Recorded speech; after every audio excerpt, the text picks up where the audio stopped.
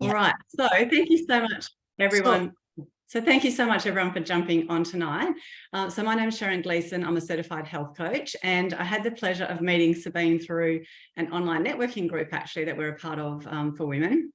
And I loved what she was all about. We connected really quickly, and I know that there's a lot of people have problems with sleep, whether that's falling asleep, whether it's staying asleep.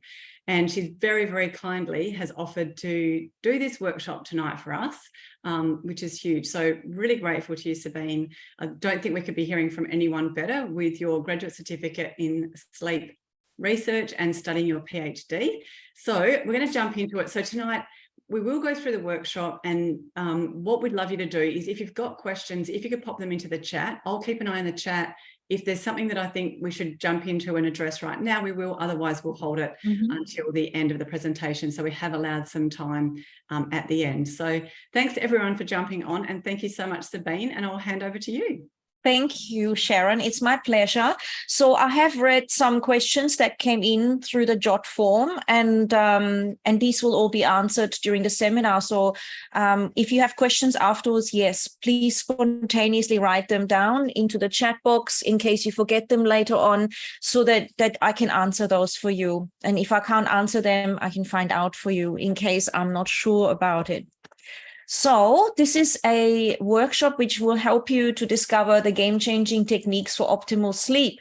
The reason we have created it is because of the huge amount of information that I have. I want to bring it out into the public. And when we connected, Sharon thought, wow, it would be amazing to have a seminar on it. So here I am.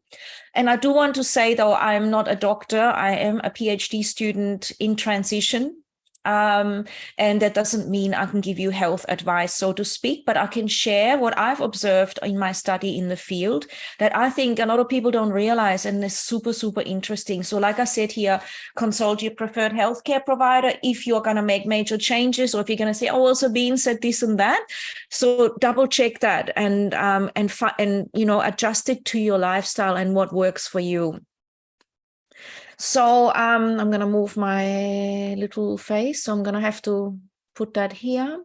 So what you'll get from today's sleep workshop, I highly recommend that you get a pen and paper, by the way, because you will see a lot of things that are interesting, and it may not always be fun to keep watching a recording, and a recording may only be available for 7 days as well. There are different ways in sharing that. So if you see something interesting, take a screenshot or write something down. I certainly would recommend it. I'm going to give you a lot of stuff tonight. So you will have empowerment so that you can thrive more by realizing how sleep actually benefits. I think we all know sleep is powerful, but we don't realize really how powerful, because I always knew it. But when I researched into it, I was like, this is the number one thing everyone needs to think about. If you don't sleep well, it needs to be your priority, basically, because nothing else in life will function the same way. You could eat the healthiest food, it won't get absorbed because you are not rested and you're not digesting and you're not repairing at night and integrating. But I won't get into it now. So I will draw information which is both scientific, but also it comes from my yoga background, which is linked around relaxation, and that the body optimizes itself when we actually learn to de-stress. There'll be tips and fun things you may already know, but you might hear them for the second, third, or fifth time and go, you know what, I'm going to implement it because it's worth it. And so that's basically what I'm saying in this slide. It's going to be a nice broad spectrum. So the question is also noticing for yourself, do you wake up refreshed? Some people don't really think about that, and they think, oh, I wake up okay, and I drink a cup of tea or coffee, and then I get going. Well, when you actually wake up, the aim is to wake up refreshed, even though I know it's very difficult for most people. So how do you wake up how do you feel when you wake up in general? Be honest with yourself and perhaps put it in the chat box if you're up for it. Do you wake up ever refreshed? When was the last time you woke up refreshed? I would love to know when you just woke up and you felt, wow, I just feel completely replenished. So maybe put something in the chat box. Yes, were you saying something, Sharon? No, okay. All good. All right. And then the other one is, how easily do you fall asleep? Here I'm going to share the scientific perspective. And by the way, science is always still changing, right? So it's never it's stuck in concrete. So if I say now, it generally is agreed that on average, you should take about maximum 30 minutes to fall asleep. After that, it becomes a problem. That is what science is believing right now. And there will be exceptions if you're sick or if you've got some stress going on. But on average, an average day, ideally, it should happen within the first 30 minutes. Is this what's happening for you? Then awesome. Some people can just go to bed and that's it. That's a gift. But I will teach you and tell you, if you want to change it, how to do that. How long do you remain asleep is the next thing. You might fall asleep quickly and then you wake up at 3 and at 4 and at 5 and at 6. Are some of you there watching and listening to this that you might want to put it in the chat or just make note to yourself? Yeah, actually, when was the last time I slept through the night? Because there were people that said that they wake up all the time, and that is incredibly exhausting. And I have a solution for that. If I forget to mention it, please ask me, because I have a lot of solutions to a lot of problems. Okay, so let's continue from here. So this is the awareness. I'm going to make overheads where I can keep my image in the same spot. Benefits of optimized sleep. Just becoming aware of what you actually get if you optimize your sleep. You can look at it as a gift to yourself rather than another awful thing to add to your to-do list. So you will get more energy, more youthfulness. There is an increase in human growth hormone release if you get more sleep. You will regulate your weight, because the less we sleep, the more we gain weight. Absolute fact. Some people are just losing weight by regulating their sleep. Super powerful. You will have regulated appetite, which goes with that. There's two hormones that play a role depending on whether you're going to feel satiated or keep eating, depending on sleep. Lack of sleep is actually a stress response, and the body thinks it needs to go into emergency mode and hold on to fat because there's a problem. That's how it looks like. It's fascinating to understand that. Emotional integration. If you are struggling to feel that you can think straight, if you are feeling like, I'm just never feeling like I can relax and just enjoy, these things are linked with sleep because we integrate at night on a deep level more than we actually understand. And I certainly feel it's without us even needing to understand. Experiment with it. The better you sleep, the better your mindset will be naturally. Things that will normally seem really stressful can seem like, that used to stress me, but now I can deal with that. It's not a big deal. Literally. Memory consolidation as well. You might think, oh, I'm forgetting things. Well, it could be not because you're getting older, but because you have more stress and you're sleeping less. And after that, your memory is just fine. Really, truly. Because when we're stressed, we get scattered and we look for problems. And when we look for problems, we're not creative. We're not trying to remember much. We're actually in fight or flight mode, which is automatic. It's boom, boom, boom, quick, quick, quick. So that's why memory is also be left behind, and the clarity of thought. What you will do, you will give yourself muscle and exercise recovery. So if you are someone that gets a lot of injuries and you're wondering why your joints are hurting and things aren't fixing, sleep. That's when the body does that stuff and fixes it.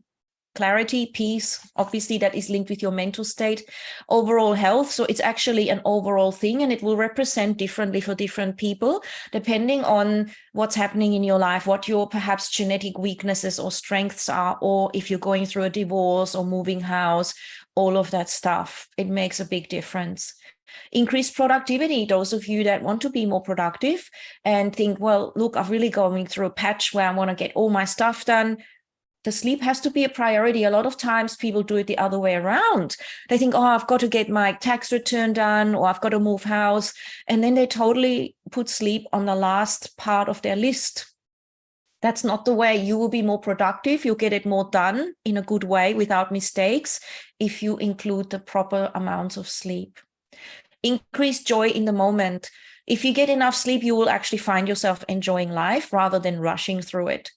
Literally, because you are able to be present. Now look at those gifts you can give yourself. And I would say, isn't that worth focusing on getting better sleep? Is there a big cheering? Yes, because that's how I feel 24/7 when I'm aware of these are absolute facts. This is not a theory or a hypothesis. This is the reality. So feel that as you connect with this, it will help you to actually implement some of the things I suggest. It will actually remind you, wow, take a photo of this thing. This is what I'm going to get if I make these little changes. Wow, I'm onto it, because it is. People that want to conceive and become pregnant will benefit from better sleep. People that want to up-level their business, people that are trying to figure out, do I want to get married or do I just want to stay single? All of those big things, those pivotal things, they are affected positively and aligning with your actual life that feels good when you've had that sleep. Without the sleep, you'll make the wildest decisions and wonder later on, what was that? Like when I had 3 children, which I still have, but when they were little, I noticed how much sleep deprivation was literally changing my personality. I was amazed that I could go for a while, and after a while, it was like, didn't feel like it was me anymore. All I could think about is, I need sleep, and someone has to help me out and just babysit. And it was like a desperation, and it was getting cranky, and all this stuff. And again, your parenting will improve as well. Big lesson with this, keep one spot for the picture. So another way of saying it, and the reason I start with this is because so that you stay with me, so that you watch the whole, what is this, a seminar tonight, so that you do take action. Action is going to be the thing that you want to do. So in another way, get sick less often, your immune system will be healthier. You will stay and balance into a healthy weight without having to do all these other stressful things of manipulating things, which often lead to weight gain. You will have less stress and be in a better mood. How good is that? You will reduce your risks of serious health problems like diabetes, heart disease, cancer. Literally. We could take all the supplements and try to do all these meditations, which is what I teach. But if we don't get enough sleep, the body will miss those cancer cells, and that's how they can get settled. And if it's a long-term sleep deprivation, so it is. And you can reverse this. That's the good news, by getting that sleep sorted. Reduce the risk of depression, of course, because you're integrating, you're working on your mental health. Reducing inflammation, 100%. It is going to reduce that. And think more clearly, have a better memory, and get along better with others. It's just another way of saying the same thing and looking at it more overall. You'll be also more creative. You have more creative solutions to your challenges in life. So how would you benefit from getting better quality sleep? How would you personally, at the end of this little video screen there, how do you feel you could benefit? Is there a place that you might enhance getting better sleep? Can you write down in your journal or in the chat box, how would better sleep actually enhance your life? Where do you think you could make the biggest difference right now? Just becoming aware of that for a moment. So either in the chat box or in your diary, because this will help you to literally take action afterwards. It's not just a fun talk, it's an inspirational action-taking night for you tonight, and I will be very happy to hear that. Clenching teeth, I've done that, and that's always a response of stress. So being conscious that you can relax and that you sleep well and rejuvenate, you can possibly even shift out of the grinding because you're aware of it. You can work with it. You're gonna just have so many benefits. It's literally endless. Staying young.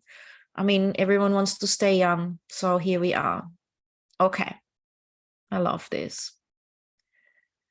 Here we're going to talk a little bit about the negative effects. I don't want to dwell on it too much. You can imagine if the benefits are so good, well, what happens when I neglect sleep? And the thing is, okay, because I don't know everyone, and I could have been, 30, 40 people of all ages.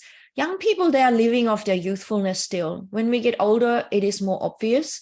So kids might say, teenagers will say, well, actually teenagers need more sleep than anybody, and they generally get it as well. But often 20, 30-year-olds, they'll be like, I don't need that sleep. I'm looking good. I haven't noticed any health deficits, but they will be there and they will show up a bit later on. So you get poor balance, the coordination, so more falls, especially in older people. It's highly linked with those falls because of sleep deprivation. You can have higher risk of heart disease. It's definitely linked, and inflammation, increased blood pressure, all that kind of thing. And diabetes is positively linked with lack of sleep because we are actually regulating the appetite, and the hormones that are linked when we sleep will not be activated, and instead we put on weight and we are unable to manage our sugar levels. Really, really interesting stuff. So overall, a lack of optimized sleep will cost you not just time and money, but also your health. It will elicit at some point in time premature aging potentially. And even if you eat the healthiest of foods, if you are not functioning anatomically, physiologically, it's very much that your digestion of or the quality you get out of your food will be reduced as well. Because as we know, in a stressed response, the body doesn't prioritize on digestion and immune function. So let me ask the obvious question. Are you ready to harness the gift of your best possible sleep? And again, if you haven't done it already, write down the benefits you would get in your life. Become aware, either in your diary or in the chat box. Again, deepening your commitment. So there is another reflection here, and life will be reflected depending on your sleep quality. And by the way, if you're really good at sleeping right now, it will help you to understand people who are not, because insomnia is on the rise. Most people have experienced insomnia, at least 30% of people, and it's massively on the rise because of technology and the way we are living against nature. So it's going to be handy for you to understand perhaps your loved ones or a good friend to even understand and learn about this. Rapport and connection really works if in your business. People will prefer to work with you if you are rested. You're much nicer and you're more attractive to them naturally, and they will sense that as well. So you will make more impact in the world and have more success in what you want to do. You will enter what's called a flow state, which is achieved through relaxation, which is achieved through healthy sleep. I'm going to briefly only talk about this. Some things I'm going to skim over because you can ask more later, and I'm offering a second seminar which will go deeper. But I want you to just remind yourself that you have the nervous system which is linked with sleep. So it's called the autonomic nervous system. So it's in charge of, fight or flight. How are we going to, and it's a program inside you. They both have their place. There's nothing bad about either of them. And sleep is linked with these. That's all that I want to highlight here for now. And this is basically a very, very simple slide. Not simple. It's a big overview. I'm going to talk very simplistic about it. The parasympathetic nervous system is when you are going into healing, when you stimulate stomach activity, you release certain hormones for digestions. You basically are working to keep your body healthy. And then when you have the other activation of sympathetic, it's more about fight or flight. These things like digestion and immune function are inhibited. That's linked to stress. It's linked to lack of sleep. And running on coffee is not really a substitute. The other thing that I teach when you want to dive deeper is about vagal tone. So we actually work through the mouth and through the jaw with the longest nerve in the body called the vagus nerve. And this is linked with sleep as well. So sleep affects it, and the vagal tone affects your capacity to sleep. So if we regulate your vagal tone, which affects your heart, your liver, your gut, your brain, your mouth, your blood vessels, you will also get the benefit of better sleep. So if you've got a vagal tone issue, that could be explaining all your challenges, by the way, as an example. So I am specializing in breathing. That's one of my fields that I'm interested in. It's free. It's always available, and it overrides your state of consciousness. So if you want to get benefits of good sleep, my prescription is actually slow, deep breathing. It's super effective and the body responds. And I teach this. So this will affect your nervous system to slow it down, your state of being, the vagal tone. It affects your focus and the way in which you're present. We often think we're more present when we're really full of cortisol and excitement, but actually we're not. Our focus is just very jittery, and it's looking for problems to keep us away from and to keep us safe. When we are slowly relaxing, we're actually more present to a much wider spectrum of observation, and we take in more in our environment. Breathing will help you relax. It will affect your alertness. Like I said, it actually makes you more alert in a more helpful way. And the best part is something you can learn to control, which is super good. And you don't need any pills or drugs for that.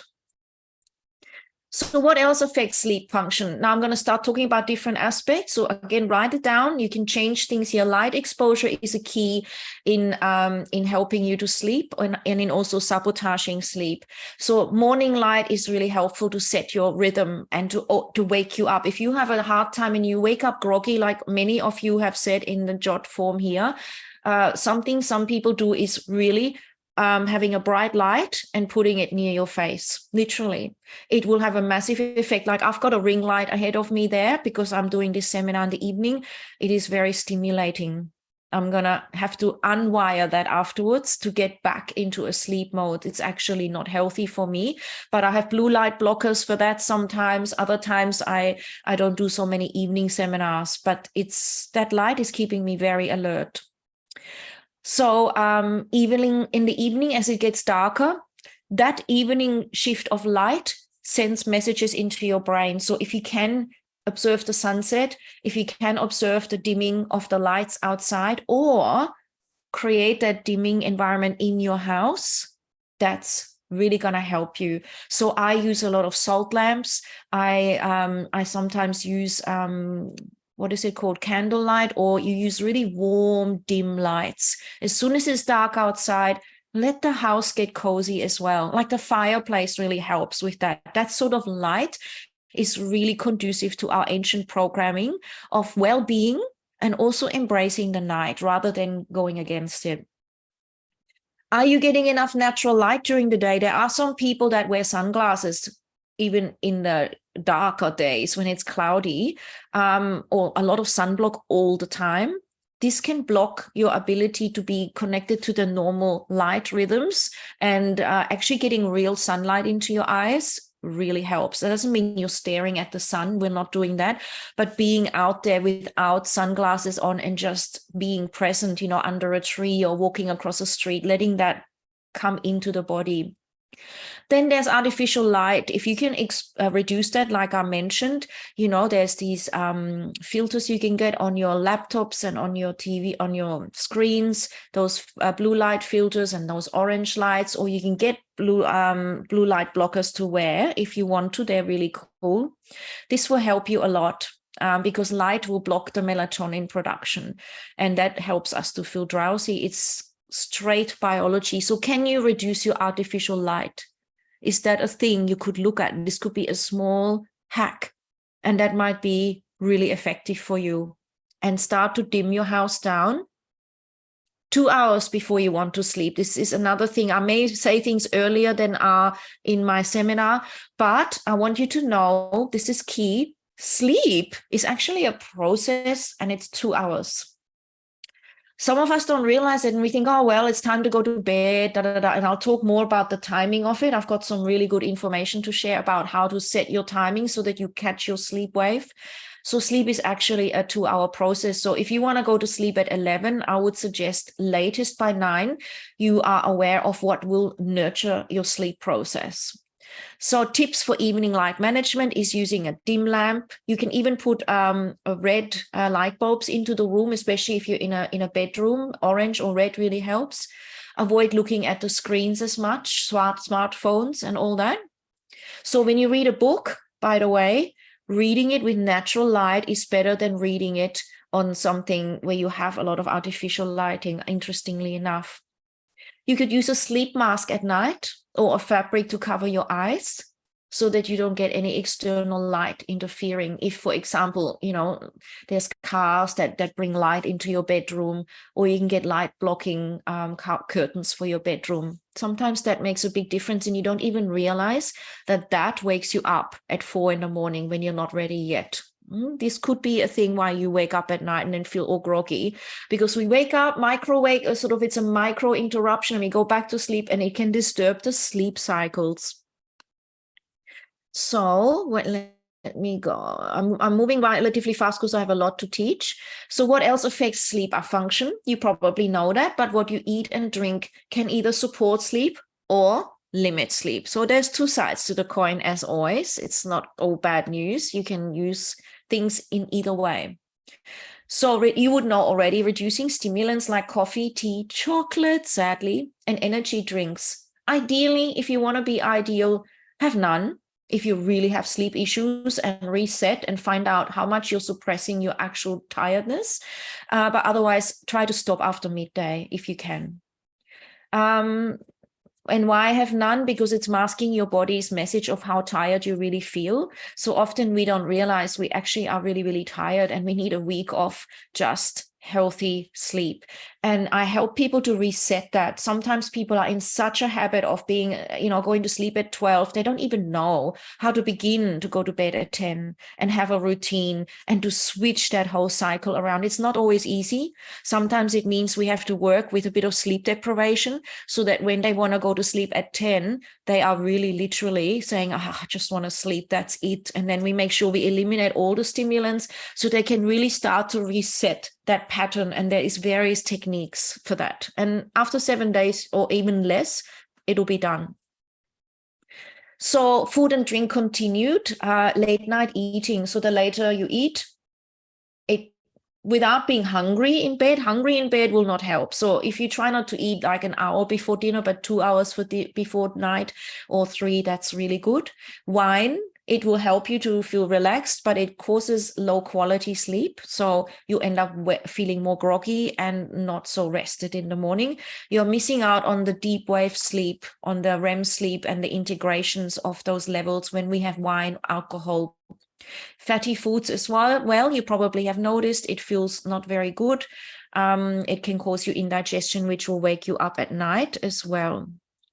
So like I said, initially they help you to fall asleep, you feel drowsy, but it is a nervous system depressant, just like sleeping pills, and they often mean that you get low quality sleep, and then you end up feeling bad and you don't feel good.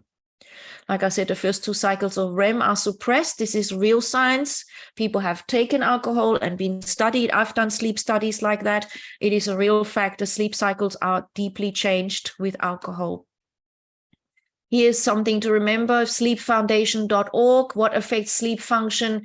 Even for women, less than 1 drink is affecting your sleep quality by 9.3%. And it goes up here, of course, moderate 24%, and more 39.2%. It's worth to keep that in mind. If you haven't noticed, try to not have the alcohol and see what happens, or figure something out that you might be able to replace it with. So yes, right. And I'm going to address people that find it easy to fall asleep. You don't have to read this. But when we exercise, sometimes we get exhausted and we can fall asleep easily, but then we were overstimulated way too close to bedtime. They have generally, at the moment, research is agreeing that exercise should not be too late and not too vigorous. So an evening stroll after dinner is great, but not starting to go to the gym late at night and then hoping to sleep instantly. That apparently is not the ideal way to doing it. And again, that can be adjusted to your needs and whatever it is that you are, how your lifestyle is. So more on what affects your sleep function, write notes, get this stuff down. This is really good. So the food types, there are some that actually, yes, was someone trying to make a comment? I heard, is all good? Yes. Okay. So we've got circadian rhythms that affect your diet. So I'm gonna have to just explain that some of us will get really sleepy. It's natural to be sleepy at 2 a.m. and 2 p.m. And therefore it's a good idea not to eat a heavy meal around that time. It'll just add to that natural slump. And you can work with those circadian rhythms by avoiding heavy meals at particular times, especially if you are needing to work and function. So we can optimize that. They say that the Mediterranean diet is most supportive. So, those salads, high level of fruits, depending on your lifestyle. I'm not recommending if you're diabetic, you must navigate that yourself. But in general, there is always a lot of debate about this. Don't take this as concrete advice. Find out what works. Things that actually trigger sleep apparently are cherries, fatty fish, kiwi fruit, lettuce, it's got tryptophan in it, tart, cherry juice, and walnuts. Things that promote sleep are melatonin, vitamin D. So again, that's sunlight, vitamin D, omega-3 fatty acids, GABA, calcium, potassium, magnesium. Magnesium is a big one. If you're not taking any magnesium and you want to adjust your sleep and explore it, huge. Okay, huge. So sometimes that's what it is. Most of us are magnesium deplete, and because of that, we are basically having issues with sleep because it is helpful. So is there someone that's not muted? Can you check, share? Oh, I guess I can't unmute people, can I? Let me just check. You'll have to mute them. Yeah. There's someone unmuted. I will just mute for now. Okay, got it. I hope I did the right thing. Okay, oops. Let me get this out. Trust that you know best. Okay, I think this is really important. Write down which foods give you indigestion. Write it down. Have a little journal from today. What is actually working, the pros and cons for you, and try to avoid things that give you indigestion. Maybe late night ice cream, those sugar things, late night, the irritations that don't feel good in the morning, so that you can consciously shift that and change that if you want. Write down foods that you want to increase so that they can support you, like whole foods or cherry juice, which is super yummy. Sleep hygiene. How are you with your knowledge there? I'm going to give you a lot of information. Like I said, I'll go into more detail. I help people to personalize this. So I want to share a lot. I'm trying to do my best. Room temperature. Also, you can listen to my podcast. We have the links at the end, and there's a lot of information like that there.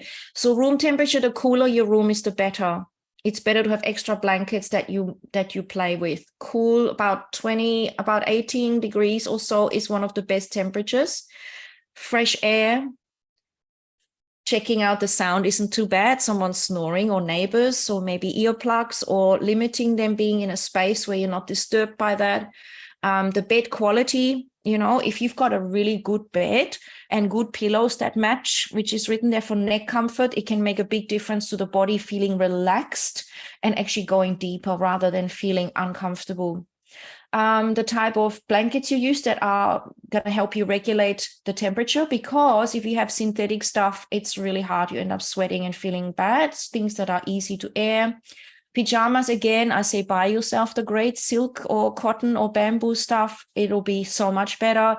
Getting rid of clutter. It's a mental space, making it a sanctuary. And again, lighting salt lamps, red light bulbs.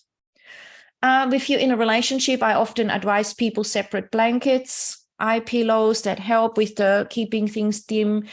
Certain herbal teas can help, and essential oils there. I've listed chamomile, sage, lavender, marjoram essential oil is powerful. Keeping the temperature down, earplugs, listening to a guided meditation. There's also white noise, if you can explore, that can help a lot, or nature sounds like rain on YouTube, whatever feels right for you. Good dinners that are sustainable stress release practices. Anything that gives you stress, decide to let go of it before you sleep. So certain stress release practices can be breathing, just doing a slow breathing practice, journaling, getting rid of all those unwanted thoughts, just putting them on paper, out. Gratitude reflections, very powerful. A body scan for relaxation. What's really good and easy, all of this might be a bit more effort. This is a really good one. A shower or a bath before bed is very powerful. It works and it works. One really good one, because as the body gives you the message to go to sleep, it actually has to go to sleep. It has to go from a hotter temperature to a cooler one, which tells the body it's ready to go to sleep. So come from that hot shower into the cooler bed is a great signal to your brain to say time to sleep. Guided nostril awareness. If you breathe through the left nostril, by the way, by blocking the right, you will calm down. That's a sign of breath. It just works this way. Longer exhale than inhale. If you like the idea of working with the breath, make your exhale longer than the inhale. You will end up finding it easier to fall asleep. Again, I would explain that more in longer seminars. There is something you can Google, which is called the art of napping and a caffeine nap. That's a new trend. People have a coffee, they lie down and have a 10-15 minute nap. By the time they wake up, they're refreshed, and the coffee gives them just that edge, and that can work really well for people. It's interesting. Then there are special journaling prompts like how can I allow myself to relax? What things am I worrying about? There is a whole field that I've gone into and can help you with to get those journaling prompts. So now let me talk about chronotypes. I will only brush over that because that is not a science. It is an observation that is general. We sometimes have more than one chronotype as well, but it's just to bring some awareness into yourself. So we've got circadian rhythms, which are different than chronotypes. They will be more going with the sleep-wake cycles. That's where jet lag comes in, and we can shift that as well. And chronotypes are more a way in which you relate to your circadian rhythms, whether you're a morning person or a night person and all this kind of thing. And you can look into this online. There's a lot of cute stuff and little surveys. I'm not sure how accurate they are, but they will notice that how you relate to time.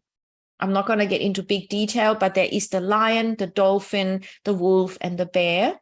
And they will help you actually to identify when your most productive time is. And you might be, in a relationship with a bear and you're a wolf and you never understand each other. And it will help you to navigate your different patterns in when you are most active. Like the bear, which is 55% of the population, according to this research.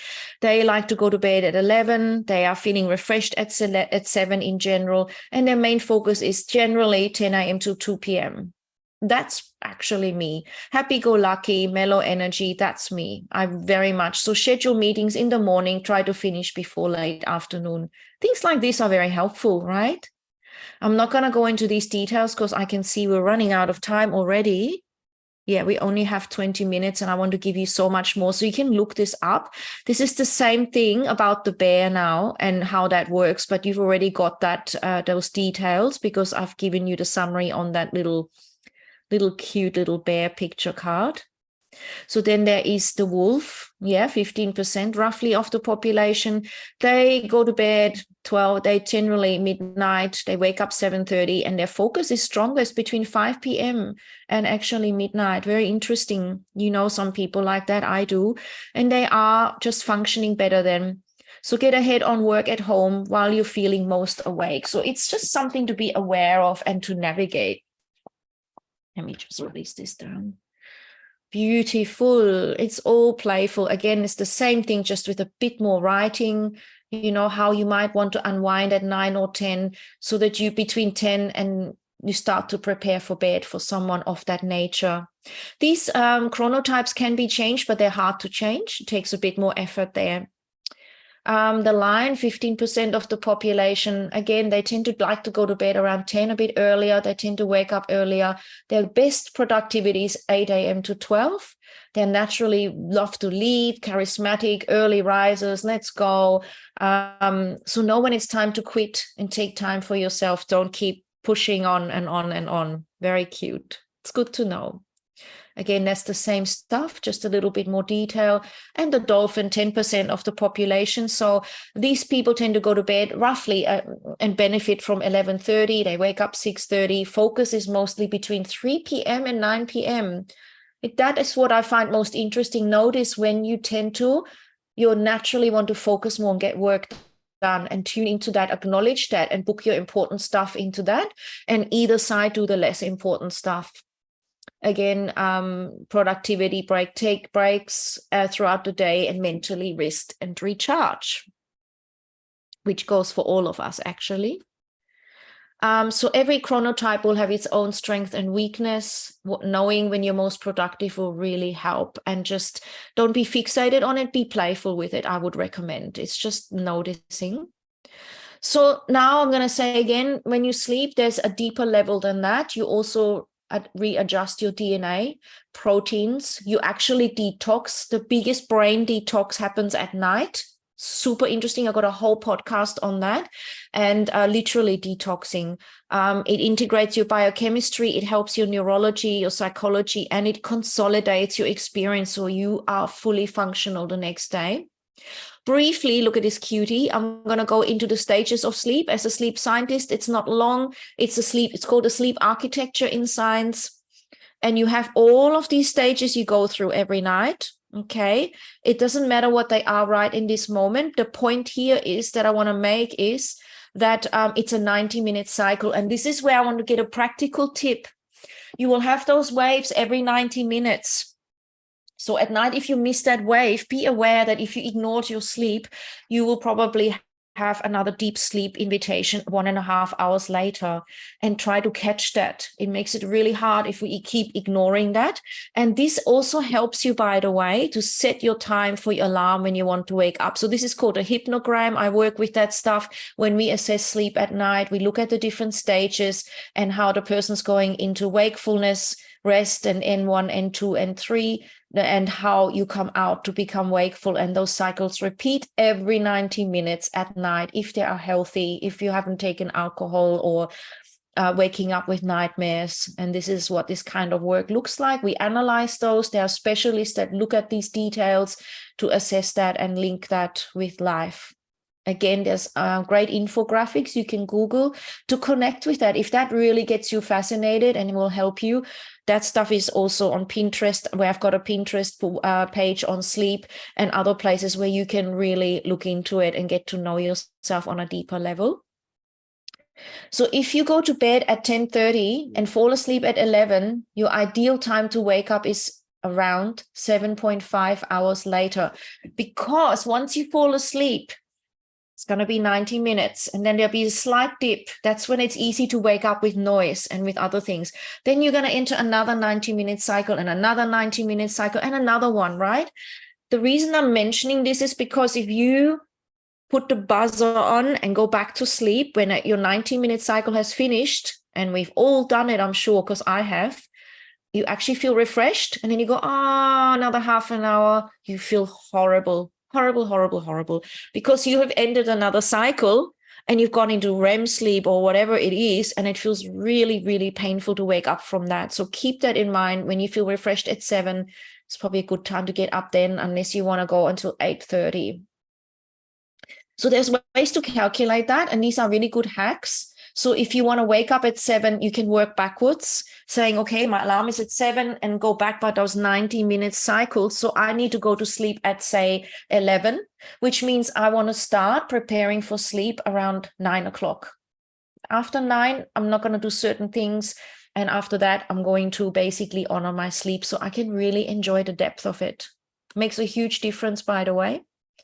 So I've already said all of those things. So I'm not going to go into that because I just want to teach you everything I can.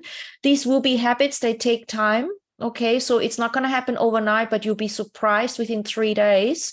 You can reset your circadian pattern and go to bed at different times. And the only thing is, once you change it once, it again takes about 3 days to set it again. So it takes discipline to navigate that.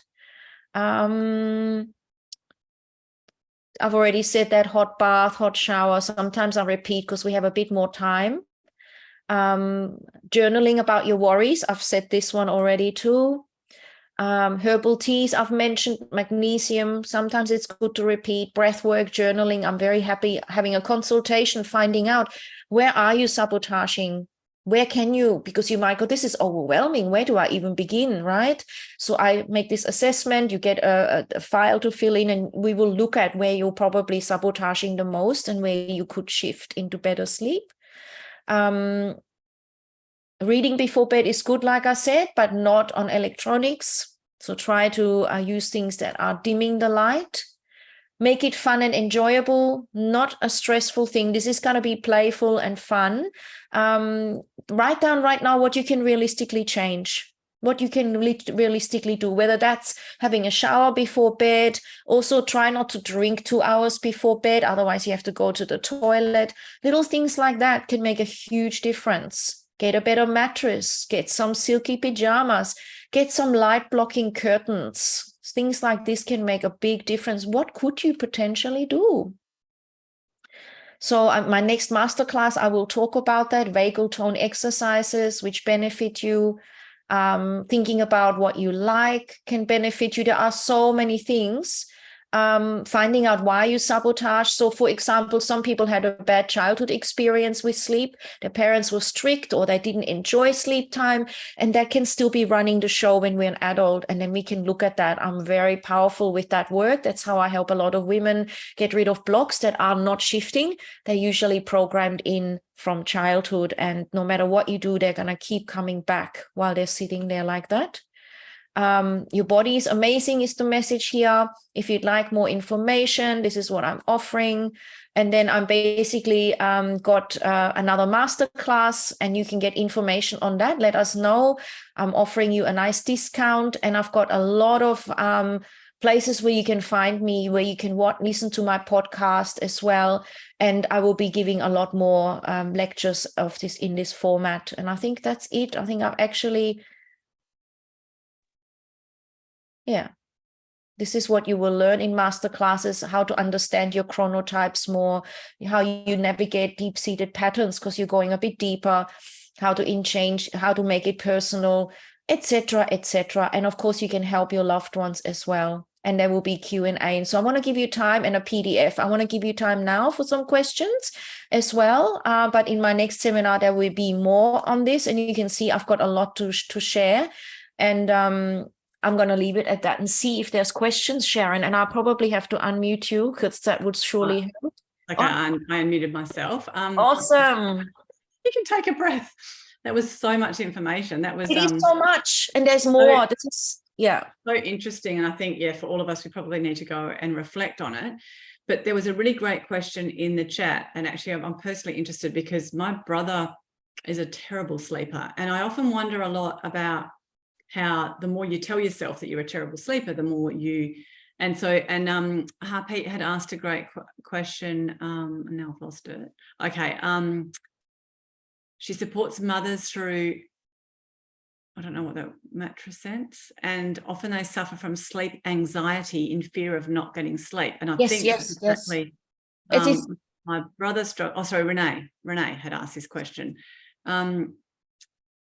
Renee, did you want to? Yeah, thank you. Thanks so much. Sorry. So where the question comes from is matrescence is essentially the transformation from woman into motherhood, and it's a fairly unknown area of science at the moment. But I guess my question comes from, I support a lot of those women in that transformation, and a lot of the tips that you've given us tonight are fantastic in terms of the rituals, routines that they could put in place to try to help them to sleep. But as soon as baby wakes, they're going to be up, they're going to be stimulated, that nervous system is going to kick in. And I know when I was, when my kids were really young, they're 5 and 3 now, the fight or flight response just meant that I would be awake for hours ruminating on the fact that I wasn't getting sleep and I was going to have to get ready for the next breastfeed. So I don't think it's a solvable issue. I guess I'm just putting it out there as to see if you've got any specific. Yes, I do. Thank actually. One of the things I did, and I would highly recommend, is learning how to nap. And learning how to nap and take that time. It's an art form. And some people say, I can't nap. Yes, everybody can power nap 20 minutes, not too long, and putting it in there and making it a priority, because we can make more mistakes. We can be a terrible parent. We can go nuts. We can get even worse postnatal depression. And you also touched on what other people have said, which is the idea that we get more stressed. We're not getting to sleep, and then we're getting stressed lying there. So one of the important things is really, when that happens, we need to tell ourselves and work with the unconscious stress, because I've gone through that until I've done all my training in NLP and hypnotherapy and breathing and sleep research. We need to realize that we cannot stress about sleep, because that's the exact kryptonite. It will never work. So the idea is, no, whatever happens tonight, it doesn't matter.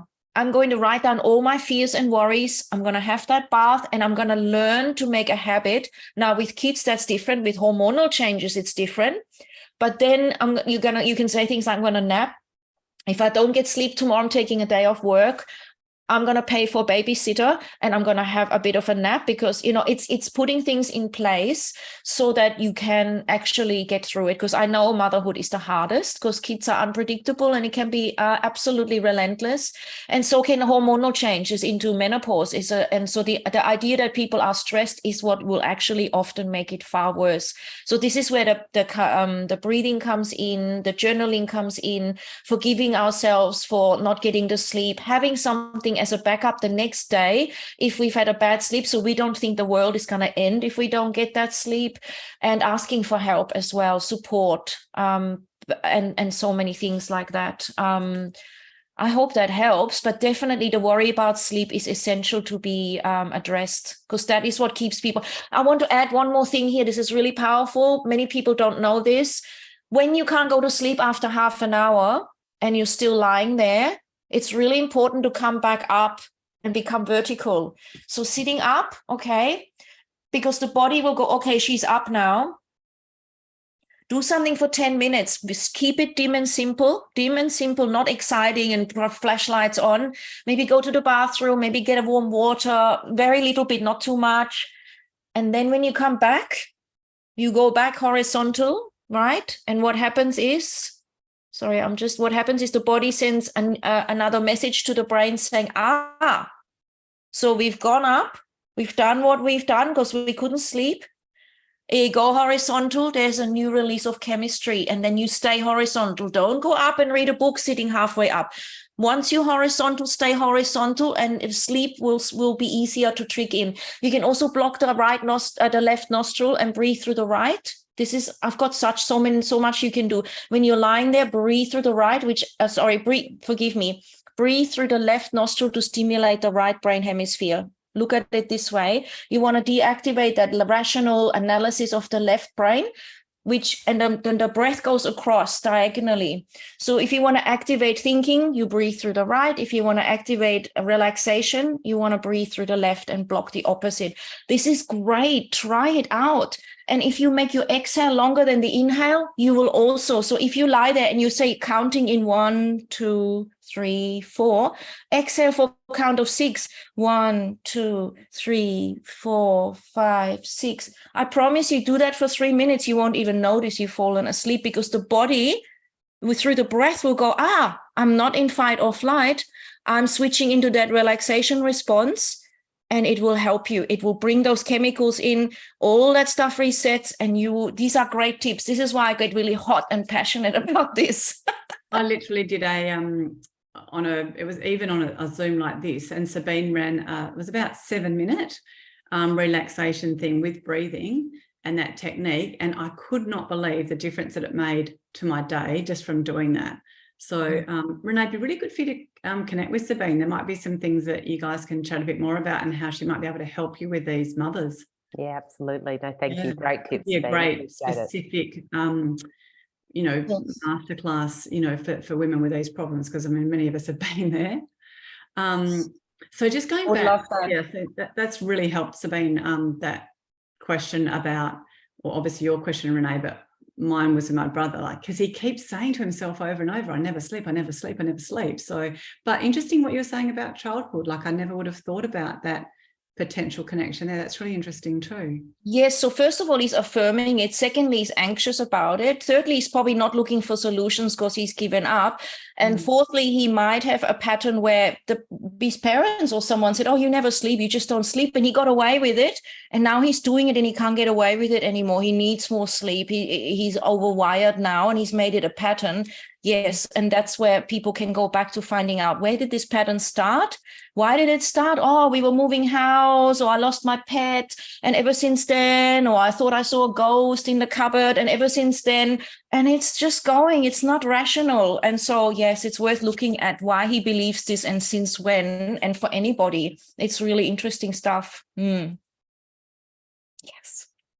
I'll definitely get him to talk to you. Yeah. Apparently I have sleep apnea.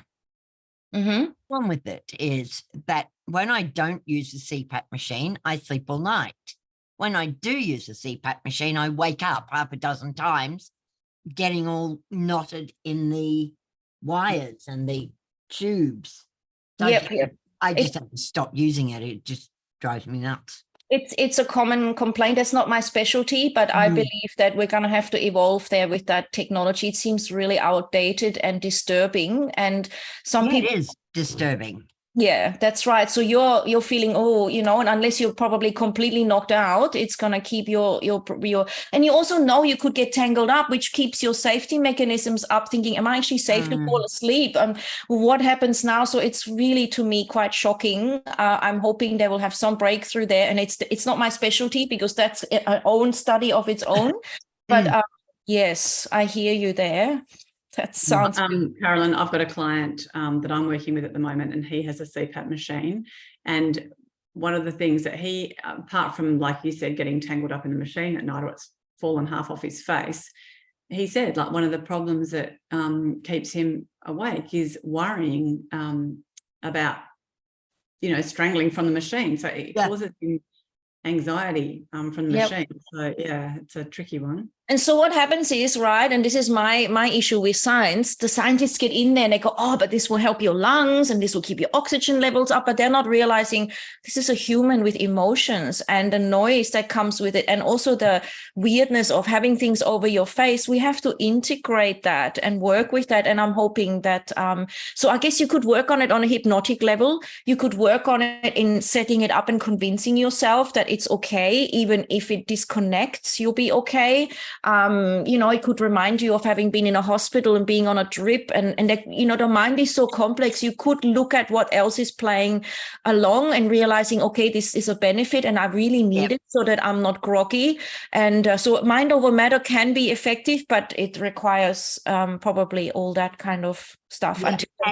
And it wasn't actually, it didn't make you feel any better. So it wasn't worth the wasn't worth it after a while that it wasn't worth the the whatever, the suffering.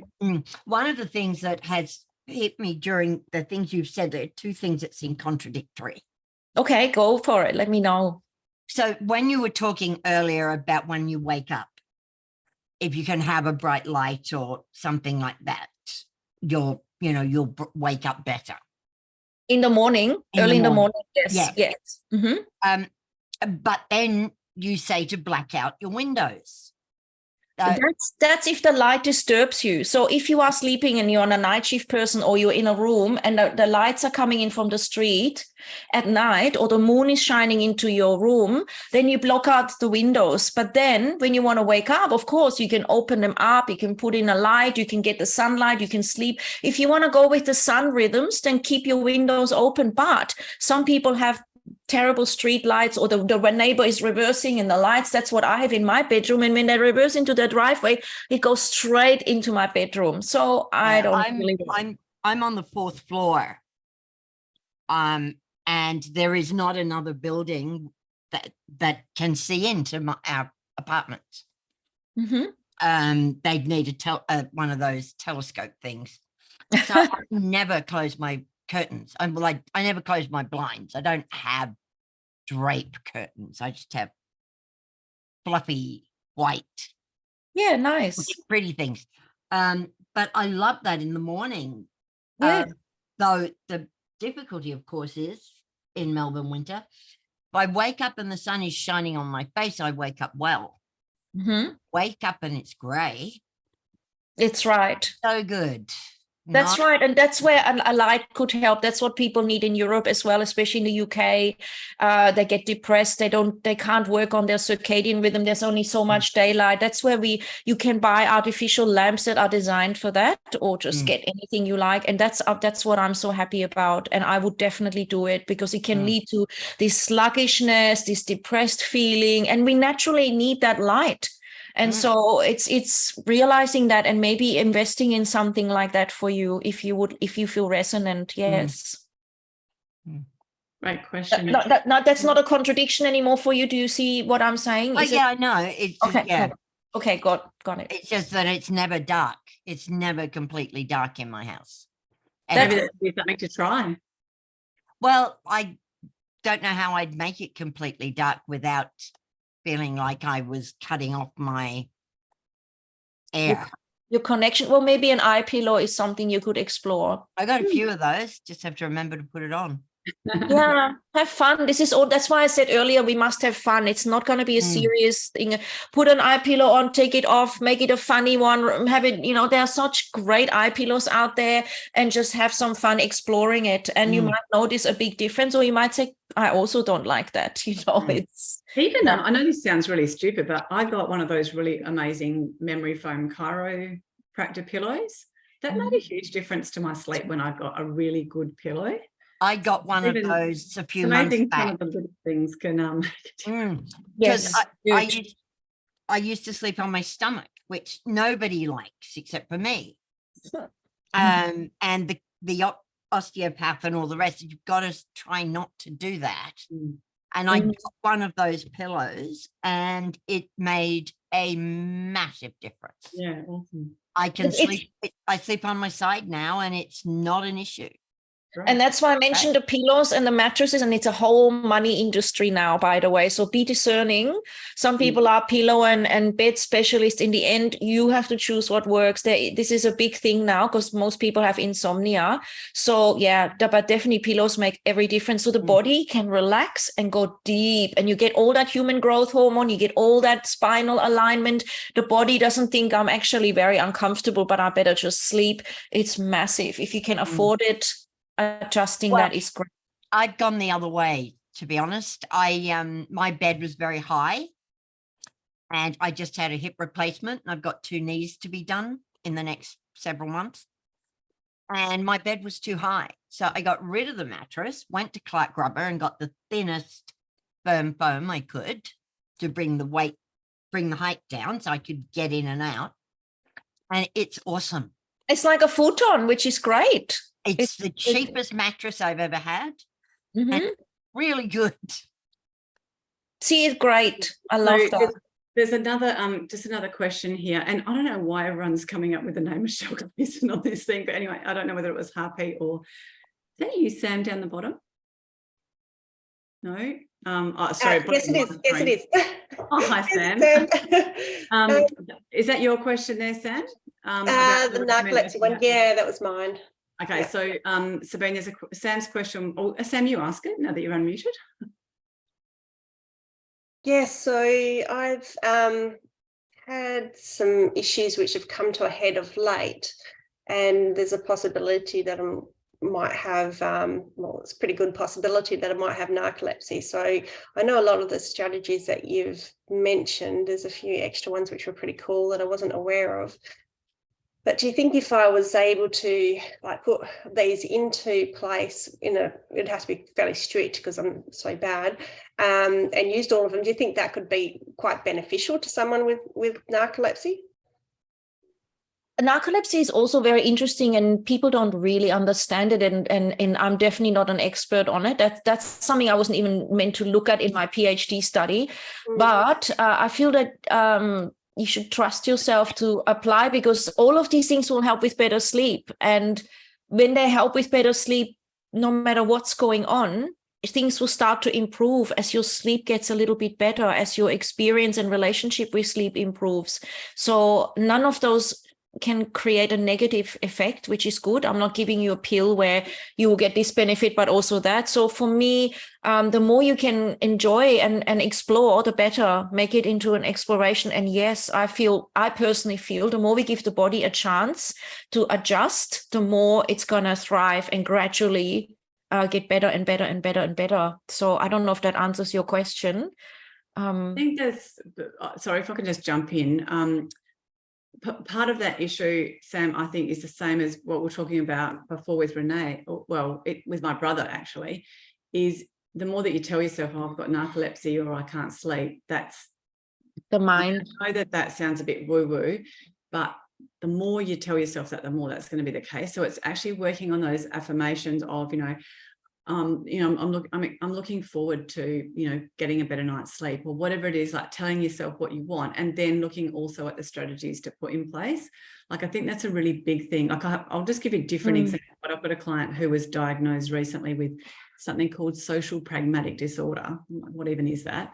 And I said to him, oh, okay, how does that sit with you? And he said, well, it does explain a few things, but the brain's a muscle, and I want to actually, I'm not going to let that become a crutch, I suppose. My label. I want to try and actually, a label, exactly. So I don't want to go, oh, I'm someone with social pragmatic disorder, so I can't connect with people in social situations. So it's locked in. How can I get better? And it's amazing, even with something we were discussing on a call yesterday to do with his wife and some travel and so on, that what I said to him, do you know that what you just did was actually completely the opposite of someone with social pragmatic disorder? So I think maybe it's a little bit about, thanks, Harpreet, great to catch up with you. So yeah, Sam, like, I know maybe that's even like a really important starting point, is going, okay, like, I obviously do have trouble sleeping, but I'm making a decision right here, right now, putting a line in the sand. I'm going to work on this, and I'm going to work on getting better and better at this. And that, honestly, that mindset is a big part of it. And then it's obviously working on the strategies as well. Yeah, and feeling that support and knowing there can be a difference, because honestly, I can tell you as a sleep scientist, they don't really know that much yet. And every person's going to be different. So don't get bogged down into fear, and see the fun and the possibilities. And I'm not saying be fluffy and have purple and sparkly unicorns, but I'm saying your body is a repairing machine 24/7. It is so powerful, and it will respond to anything positive like that you can put in place. Small things will make a difference. Something else that can be good too is if I get people in the morning to say what it is you want, like I'm looking forward to, and you can do it in the evening, whatever, getting a good night's sleep. But then I also get them to figure out, okay, what went well with your sleep tonight? Like, let's look for the wins, no matter how small, even if it meant, okay, I slept for 5 hours instead of 4. Like that, even that's an improvement. Like every little improvement that you make, if you're celebrating those wins or noticing those wins, it kind of helps to break that cycle a little bit. Yeah, it's a big learning ground, that's for sure.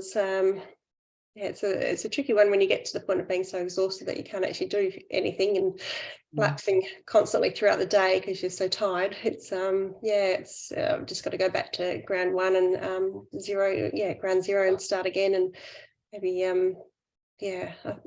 Well, that's why I'm initiating things like sleep retreats for people, so that people can actually go away for 7 days. They're completely guided, and it's all set, and they can reset and have the support to actually feel supported, and also to feel they can handle it in the right environment, and then take it back home, because it is hard. Like you said, you're already tired. You're already feeling, oh, now I'm supposed to have the energy to change things that have become a habit and that are really... I get it. But even things like noticing if you take any stimulants, or if you could have that shower the night before, if you could have 2 hours before you go to bed, or whatever that is, find the little gems inside that you can do, because I know there's some that you can do. Getting out in the morning, making sure you get that morning light, making sure you limit it in the evening, even though they say you've got this and that and this, all those things will contribute to balancing that out, guaranteed. Just one last question, Sam. How are you going with like nutrition and gut health? Because they do play a much bigger role than people realise. Yes, they do. Yeah, it's probably I'm So it's a Ferris wheel, go round and round and round. So it always comes back to me being too tired. I'll do a bit of work here, then I just get tired, and I've had a few sleeping issues dealt with, and I've gotten better and healthier, and then sort of work on other bits and pieces, and then sort of go downhill again with sleeping, and it's just a big big churn. So Which is the vicious cycle. yeah, it's pretty sort of bad at the moment. And And that's also natural. apologise for being late. Sorry. Sam, if you want to chat with me a bit more about that side of it, I mean, obviously you've got lots of great tips and you can connect with Sabine, but maybe I can help a little bit more on the nutrition side. If you want to chat with me, you can just book in. Oh, look, I definitely need to. I'm probably going to take next week off work because it's getting very embarrassing. I'm collapsing all the time at work. So I've got a number of specialist appointments I need to make. So I'm probably going to take a week off just to try and get them sorted. So yeah, I'll probably be around this week. Sounds like you need to go on a sleep retreat with Sabine. It does. That sounds lovely. Sorry, I did miss out on the first bit because I had a bad day today. So, but yeah, I actually will look into that. That sounds like it could be very beneficial for me. I'm not offering them yet, but I will, and they will be there in a hotel. Would you believe it? There's a place in Cairns that has collaborated with me in Palm Cove, and they've set up the whole amazing place called the Reef House to have everything aligned for optimizing sleep. I actually just came back from a holiday and we stayed in Palm Cove. It was lovely there. Oh, You were in the Reef the Reef House? No, we stayed at Palm Cove. I think it was called Palm Cove itself, but the name, it was a very big hotel that we sort of stayed in. But yeah, it was I know, really I've seen them, but there's one that they are passionate, they want to give back to people, and they want to offer that. They have written a sleep book, they've got their podcast uploaded, they've got everything set up, the candles, the essential oils, the herbal teas, so people can actually really go in. And I'm gonna be running retreats with them because it's already set up at some point to offer that to people who really just don't know where to begin, and they really just need to be taken. And you can go to swimming pool, you can just walk at the ocean, you can do your exercise, you can do massage, and you can learn all about sleep and integrate it. Oh, what bliss. Well, you can book me in, I'm there. Well, reach out so that we can be in touch if you want to learn. I think Sharon is giving you the links, and because I don't actually know how to reach you. I've given those things that I sent you earlier had everyone's email addresses. Perfect. And just reach out and I will keep you in the loop about it, because it's a beautiful way to shift. It doesn't always have to be torturous. That sounds lovely. No torture. In the meantime, it might even be worth just having sleep is torture. Sam, in the meantime, it might even be worth just having a consult with Sabine just to see if there's some things that you can put in place. Yeah, I might do. I need to. Tomorrow's my day to plan and organise, and I'll probably send you an email tomorrow if that's all right, Sabine. And Please do. Sharon. Thank you. No, I can always share information, and I just believe it's a holistic thing. I believe that, like Sharon's saying, specialists will be great, but often it's like the little finger doesn't know the ear, doesn't know the eye, doesn't know the gut, and I feel like the more you do with it. Bringing that together will be great. Get the information, and then you will feel empowered however you resonate to put something together that works for you. It doesn't work for anyone else. It's for you and the situation you're in, and that will be powerful. Yeah, 100%. I know my specialist, I always feel like I'm making it all up, and I have to convince him. And that's not how it should be. It shouldn't be like that at all. This is very real for you, and this is the problem. I've had GPs tell women, you're making it up, you're just having a hormonal problem. I'm like, whoa. Yep. Busy tired mum. Busy mum is what I've had.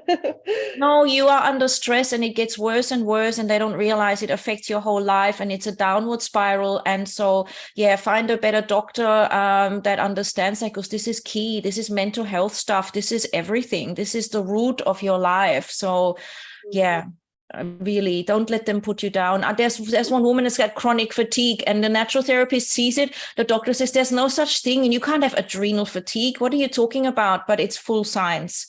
They're just actually quite behind. I've studied this because I used to be such a full-on scientist. It's very disappointing that a lot of the research that we have now isn't implemented into the medical system yet. It's just not there. They're not taught to express it or honor that. So keep that in mind when you go out and spend, thousands of dollars on specialists, and don't get too scared. Just trust your gut, trust how you feel you can relax into it and start taking your steps.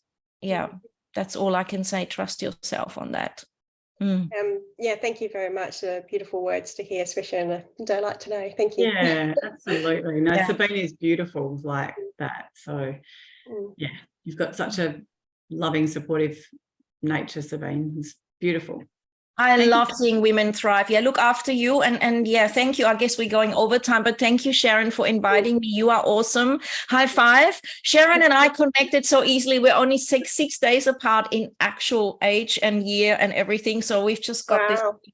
And I'm a lion on the sleep thing as well. Oh, how funny. And Yeah. Sam lives walking distance from my house. That is so funny. Yeah. Well, Sabine's in Adelaide, just so you know, Sam. Oh, okay. Oh, right. Yeah, you can't really tell when people are on Zoom, can you? No. Anyway. Yeah, I feel like we're all next door when you're on Zoom. I know. All right, well, we'll let you go to bed, Sabine. It's late over there. You need your 2 hours to wind down now. I've got to get stuck into it. Yes. So, but it has been such a pleasure, and I thank you It for was having me. brilliant. Really brilliant. Great tips. Thank you. Really appreciate it. My pleasure. Let Okay. me know if you want Bye-bye. to chat Till some more, next time. Sam. See Okay, you. thank you. See you. Ciao. Now what I will do is I will stop the recording. Where is that? Oh, here. Okay.